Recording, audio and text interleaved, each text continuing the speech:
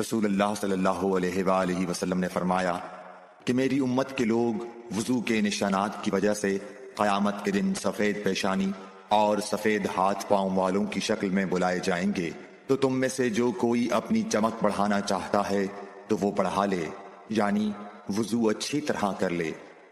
رسول کریم صلی اللہ علیہ وسلم سے شکایت کی گئی کہ ایک شخص ہے جسے یہ خیال ہوتا ہے کہ نماز میں کوئی چیز یعنی ہوا نکلتی معلوم ہوئی ہے۔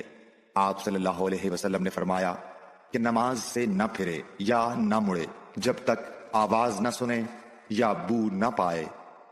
نبی کریم صلی اللہ علیہ وسلم سوئے یہاں تک کہ آپ خراٹے لینے لگے، پھر آپ نے نماز پڑھی، اور کبھی راوی نے یوں کہا کہ آپ صلی اللہ علیہ وسلم لیٹ گئے پھر خراٹے لینے لگے، پھر آپ صلی اللہ علیہ وسلم کھڑے ہوئے، اس کے بعد نماز پڑھی۔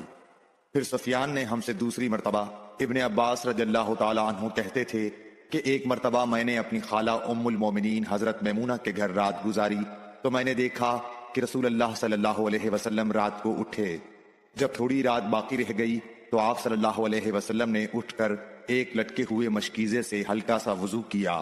عمرو اس کا ہلکا پن اور معمولی ہونا بیان کرتے تھے، اور آپ کھڑے ہو کر نماز پڑھنے لگے تو میں نے بھی اسی طرح وضو کیا جس طرح آپ صلی اللہ علیہ وسلم نے کیا تھا، پھر آ کر آپ کے بائیں طرف کھڑا ہو گیا۔ اور کبھی سفیان نے ان یسارہ کے بجائے ان شمالہ کا لفظ کہا، مطلب دونوں کا ایک ہی ہے۔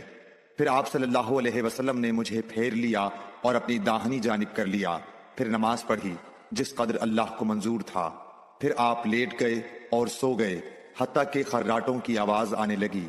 پھر آپ کی خدمت میں مؤذن حاضر ہوا اور اس نے آپ کو نماز کی اطلاع دی۔ آپ صلی اللہ علیہ وسلم اس کے ساتھ نماز کے لیے تشریف لے گئے، پھر آپ نے نماز پڑھی اور وضو نہیں کیا۔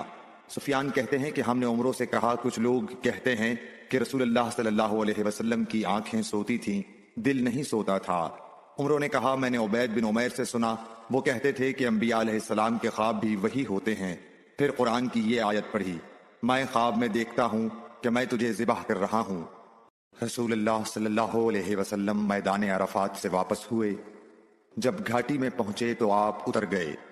آپ نے پہلے پیشاب کیا، پھر وضو کیا اور خوب اچھی طرح نہیں کیا۔ تب میں نے کہا، یا رسول اللہ، نماز کا وقت آ گیا۔ آپ صلی اللہ علیہ وسلم نے فرمایا، نماز آگے ہے، یعنی مزدلفہ چل کر پڑھیں گے۔